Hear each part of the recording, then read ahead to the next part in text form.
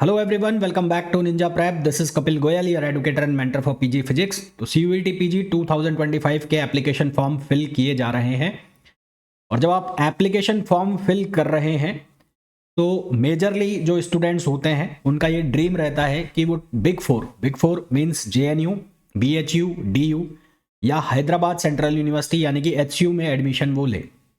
तो आज का जो वीडियो है इसमें मैं आपको ये बताने वाला हूँ कि अगर आप एमएससी फिजिक्स में एडमिशन लेना चाहते हैं इन यूनिवर्सिटीज़ के अंदर सीयूईटी पीजी के थ्रू, यानी कि अगर आप सीयूईटी पीजी फिजिक्स का पेपर अटेम्प्ट करने वाले हैं, सीयूईटी पीजी फिजिक्स के लिए एप्लीकेशन फॉर्म फिल कर रहे हैं और इन 4 यूनिवर्सिटीज़ में मींस जेएनयू, बीएचयू, डीयू और एचयू में अगर आप एडमिशन लेना चाहते हैं तो वहाँ पर फिजिक्स की क्या एलिजिबिलिटी क्राइटेरिया है, तो अपना एलिजिबिलिटी क्राइटेरिया चेक ज़रूर कर लेना अगर आपको इन चारों यूनिवर्सिटीज़ में एडमिशन लेना है। साथ ही साथ आपको मेरे चैनल से रेगुलर अपडेट्स मिलती रहे तो उसके लिए आप मेरा टेलीग्राम ग्रुप जो है, जो आपको लोअर फुटर में भी दिख रहा होगा और डिस्क्रिप्शन में भी उसका लिंक मिल जाएगा, कपिल गोयल फिजिक्स, उसे आप ज्वाइन कर ले। वहाँ पर सारी अपडेट्स मैं प्रोवाइड कराता रहता हूँ। साथ ही साथ अगर आपको कोई कोर्स परचेज करना है, टेस्ट सीरीज परचेज करनी है सीयूईटी पीजी फिजिक्स के लिए, तो उसके लिए मेरा app Ninja prep app by Kapil sir, उसे आप डाउनलोड कर सकते हैं। तो चलिए स्टार्ट करें। स्टार्ट करने से पहले सभी से रिक्वेस्ट रहेगी, प्लीज़ वीडियो को लाइक ज़रूर कर दें। सब्सक्राइब करें ना करें वो आपके ऊपर है, लाइक ज़रूर कर दें सो दैट जो बच्चों को सच में ये वीडियो रिक्वायर्ड होगा वहाँ तक ये पहुँच जाएगा। तो सबसे पहले मैं बात कर लेता हूँ किसकी, जेएनयू की। ठीक है, सबसे पहले मैं बात कर लेता हूँ जेएनयू। तो अगर मैं जेएनयू की बात करूँ तो जेएनयू के लिए जो एलिजिबिलिटी क्राइटेरिया की अगर बात की जाए कि क्या एलिजिबिलिटी क्राइटेरिया होना चाहिए, तो एज का ऐसा कोई बैरियर नहीं है। एज का जो क्राइटेरिया है वो आपको काफ़ी सारी यूनिवर्सिटीज़ के अंदर देखने को मिलेगा। अगर मैं जेएनयू की बात करता हूँ तो उसमें एज का ऐसा कोई क्राइटेरिया नहीं है।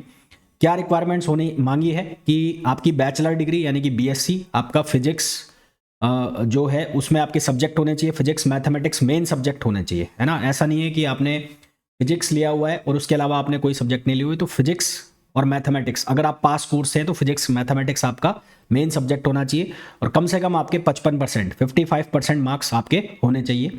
और इसके अलावा अगर आपके पास ऑनर्स है तो भी आप एलिजिबल हो। और अगर आपने इंजीनियरिंग किया हुआ है, इंजीनियरिंग ग्रेजुएट आप हो, बीई बीटेक किया हुआ है आपने, और आपके सीजीपीए स्कोर जो है 6 है आउट ऑफ 10, 6 है आउट ऑफ 10, तो भी आप जेएनयू में एडमिशन ले सकते हैं। जेएनयू में अगर एमएससी फिजिक्स में आपको एडमिशन लेना है तो टोटल नंबर ऑफ सीट्स जो होती है वो होती है 41, और 41 में से 17 नंबर ऑफ सीट्स जो होती है यूआर के लिए, एससी के लिए 6, एसटी के लिए 3, पीडब्ल्यूडी के लिए 2, ओबीसी के लिए 11 और ईडब्ल्यूएस के लिए 4। पेपर की अगर हम बात करें तो पेपर जो होता है वो 300 नंबर का होता है। अगर जेएनयू में आपको एडमिशन लेना है और आप जनरल से हैं, है ना, अगर आप यूआर कैटेगरी से जेएनयू में आपको एडमिशन लेना है तो आपका जो स्कोर है अराउंड 210 के आसपास आपका स्कोर होना चाहिए, है ना। 210 के आसपास आपका स्कोर होना चाहिए अगर आप यूआर से हैं। बाकी आप ओबीसी से हैं तो करीबन 5 से 6 नंबर कम कर लो। अगर आप एससी एसटी से हो तो करीबन 40 नंबर से 30 नंबर, 40 से 50 नंबर तक कम कर लीजिए। ईडब्ल्यूएस से आप हैं तो वही 8 से 10 नंबर कम कर लो, तो इतने नंबर पे आपको जेएनयू में एडमिशन मिल जाता है। तो ये तो एलिजिबिलिटी क्राइटेरिया हो गया किसका, जेएनयू का। ठीक, आगे बढ़ूं उसके पहले फिर से रिक्वेस्ट रहेगी, प्लीज़ वीडियो को लाइक ज़रूर कर दें। जिन्होंने भी अभी तक लाइक नहीं किया है, लाइक वीडियो को ज़रूर कर दें और टेलीग्राम चैनल का लिंक जो है वो डिस्क्रिप्शन में है, उसको फॉलो कर लेना। फिर बात कर लेते हैं किसकी, डीयू की। ठीक है, अब मैं बात कर रहा हूँ डीयू की। डीयू के अंदर एलिजिबिलिटी क्राइटेरिया जो है, पहला तो मैं आपको ये बता दूं, जो डीयू के अंदर है लगभग 376 सीट्स हैं, जिसमें से 50% सीट्स जो हैं वो चली जाती है किसके लिए, जिन्होंने डीयू से बीएससी किया है, जिन्होंने डीयू से बीएससी किया है उनके लिए चली जाती है। और 50% सीट्स जो होती है वो आउटसाइडर्स के लिए होती है, अदर्स। तो 50% सीट्स तो वो डीयू वालों को ही मिलेगी और 50% सीट्स अदर्स के लिए चली जाएगी। तो डीयू से जिसने बीएससी फिजिक्स ऑनर्स से किया हुआ है ना, बीएससी फिजिक्स ऑनर्स से जो है डीयू से, वो ही केवल वो कंसीडर होगा डीयू स्टूडेंट्स में। और अगर उसने डीयू से फिजिक्स पास कोर्स में किया है तो फिर वो अदर्स में काउंट होगा, है ना। इस बात को ध्यान से सुन लेना, जिसने फिजिक्स ऑनर्स से डीयू में किया हुआ है, डीयू से फिजिक्स ऑनर्स में किया हुआ है, तो वो डीयू का कोटा उसको एलिजिबल होगा, वो डीयू का कोटा लग जाएगा उसके पास, और उसके नंबर चाहे कम भी होंगे तो भी उसको एडमिशन मिलने के चांसेस होंगे। और अगर वो पास कोर्स में है तो फिर वो अदर्स में आएगा, और अदर्स में आएगा तो थोड़ा सा कट ऑफ ज़्यादा रहता है। हालांकि नंबर ऑफ सीट्स बहुत ज़्यादा है, तो आप ठीक ठाक नंबर ले आते हैं तो डीयू में एडमिशन मिल जाता है। तो क्या क्या एलिजिबिलिटी क्राइटेरिया है, तो bachelor degree in physics from a recognised university, ये पहला क्राइटेरिया इनमें से कोई से भी आप फुलफिल करते हो।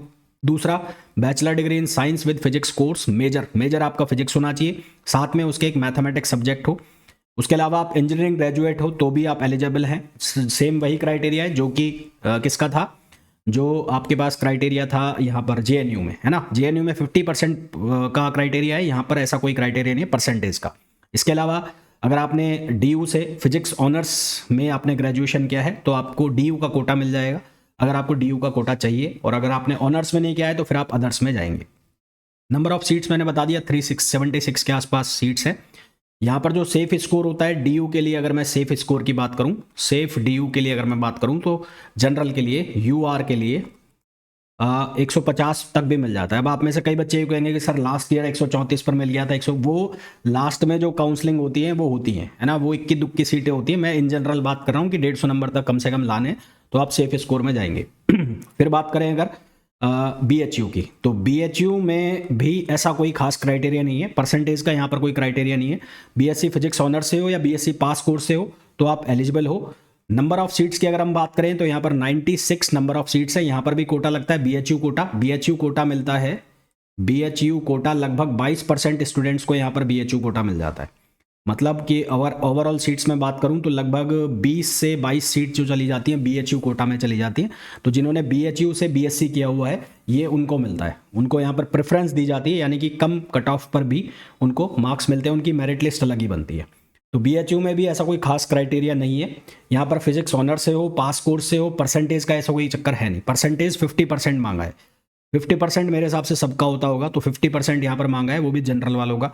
अगर कैटेगरी वाले में हो तो वो नीचे भी जाता है तो वो चलता है। तो ये क्राइटेरिया होता है किसका, बीएचयू का। फिर अगर मैं बात कर लूँ एचसीयू, तो यहाँ पर थोड़ा सा प्रॉब्लम है। एचसीयू में नंबर ऑफ सीट्स होती है टोटल 56, है ना, 56 इसमें सीट्स हैं। यहाँ पर मिनिमम 60% का क्राइटेरिया लग जाता है। अभी तक मैंने जो भी यूनिवर्सिटी बताई है उसमें जेएनयू में 55% का था, डीयू में 50% ही मांग लेते हैं, बीएचयू में 50% का क्राइटेरिया है, एचसीयू में 60% का क्राइटेरिया लग जाता है। उसके अलावा जो आपके पास सब्जेक्ट हैं वो फिजिक्स, और फिजिक्स के साथ कॉम्बिनेशन में मैथमेटिक्स एक सब्जेक्ट होना चाहिए। और एटलीस्ट अगर आप इंजीनियरिंग से हैं तो 55% marks in B Tech with a minimum of 60% in the aggregate of subject physics, mathematics and electronics. यहाँ पर 55% का क्या चक्कर है, अगर आपने फिजिक्स और मैथ्स लिया हुआ है, फिजिक्स तो है ही है, फिजिक्स के अलावा आपके पास मैथ्स भी होना चाहिए, और इन दोनों सब्जेक्ट में कंबाइंड मिला के कम से कम 55% मार्क्स बन रहे हो। ओवरऑल आपके 60% हो और फिजिक्स और मैथमेटिक्स में मिला के 55% बन रहे हो। और अगर आप इंजीनियरिंग ग्रेजुएट हैं तो इंजीनियरिंग ग्रेजुएट में आपके फिजिक्स, मैथमेटिक्स और इलेक्ट्रॉनिक्स, ये 3 सब्जेक्ट है, फिजिक्स, मैथमेटिक्स और इलेक्ट्रॉनिक्स, इन तीनों में मिला के आपके कम से कम कितने परसेंट मार्क्स बन रहे हो, 60% मार्क्स। इन तीनों में मिला के कम से कम कितने परसेंट मार्क्स बन रहे हो, 60% मार्क्स बन रहे हो, तो आप यहाँ पर जा सकते हैं एडमिशन के लिए। यहाँ पर कट ऑफ जो है जेएनयू के बाद सेकंड नंबर पर यहाँ पर ही कट ऑफ जाती है। जेएनयू में जो कट ऑफ है वो मैंने आपको बताया यूआर के लिए 210, तो यहाँ पर आप यूआर के लिए करीबन 185 तक आप कट ऑफ लेके चलना सेफ स्कोर में, मतलब इतना आप सेफ स्कोर आपको लाना है 300 में से, ये 300 में से लाना है। तो ये तभी आएगा जब आपने अच्छी खासी पढ़ाई लिखाई की हुई है। इसी तरह से अगर मैं बीएचयू के लिए बात करूं तो बीएचयू के लिए आपका करीबन 160 यूआर में आपका सेफ स्कोर रहता है, यहाँ तक चांसेस बन जाते हैं आपको एडमिशन लेने के लिए।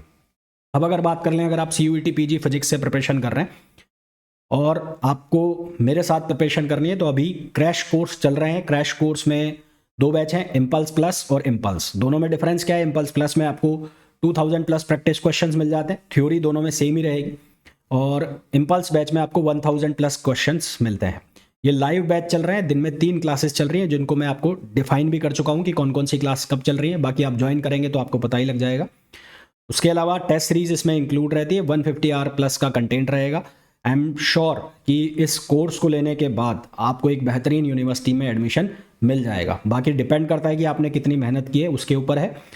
बाकी इस कोर्स से को जब आप परचेज करेंगे या इस कोर्स को गो थ्रू करेंगे, इस कोर्स को पढ़ेंगे, तो आप एक अच्छी यूनिवर्सिटी में एडमिशन मिल सकता है आपको। और मेरी जो पुराने रिजल्ट्स हैं वो भी आप देख सकते हैं, आपको शॉर्ट्स में वो मिल जाएंगे सारे। इसके अलावा टेस्ट सीरीज जो है वो स्टार्ट हो रही है 8 जनवरी से, लीडर टेस्ट सीरीज। इस टेस्ट सीरीज के अंदर आपको 17 पार्ट टेस्ट और सब्जेक्ट टेस्ट, जिनका सिलेबस मैंने मेंशन कर दिया है। ऐप पर आप जाएंगे तो वहाँ पर दिख जाएगा कि किस टेस्ट के अंदर क्या सिलेबस आने वाला है, और according to CUET PG exam वो पूरा का पूरा टेस्ट लिया जाएगा। मतलब जिस तरह से CUET PG एग्जाम में क्वेश्चन आते हैं उसी तरह से क्वेश्चन होंगे। अभी ये जो टेस्ट सीरीज है इसका प्राइस अभी आपको डिस्काउंट के बाद 1250 रुपये पड़ जाएगा, और ये टेस्ट सीरीज में आपको जो भी सॉल्यूशंस मिलेंगे वो वीडियो सॉल्यूशंस में अवेलेबल होंगे, PDF भी उनका मिलेगा।